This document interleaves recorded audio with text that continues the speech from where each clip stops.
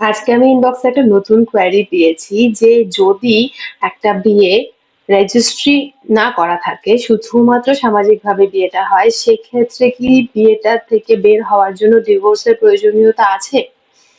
তো এই রকম প্রশ্ন যাদের মাথায় আছে তারা কিন্তু এই ভিডিওটা শেষ পর্যন্ত দেখো এবং অবশ্যই সেভ করে রেখো, আর তোমার বন্ধু দরকার হলে তাকে শেয়ারও করতে পারো। তো বেসিক্যালি আমাদের বুঝতে হবে হিন্দু ম্যারেজ অ্যাক্টে বৈধ বিয়ে বলতে কি বুঝিয়েছে ফার্স্ট অফ অল।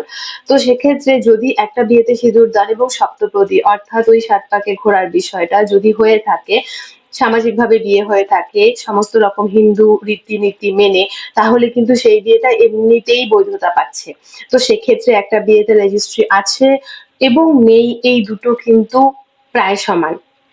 এবং সেই বিয়েটার থেকে বের হয়ে আসার জন্য, সেই বিবাহিত জীবন থেকে নিজেকে বের করে নিয়ে আসার জন্য আইনত যে প্রক্রিয়াটা সেটা কিন্তু অবশ্যই ডিভোর্স। তো সেক্ষেত্রে বিয়েটা যদি সামাজিকভাবে হয়ে গেছে এবং রেজিস্ট্রি হয়নি বা হয়েছে, দুই ক্ষেত্রেই কিন্তু ডিভোর্সের প্রসেসটা কোর্ট থেকেই সম্পন্ন করতে হবে।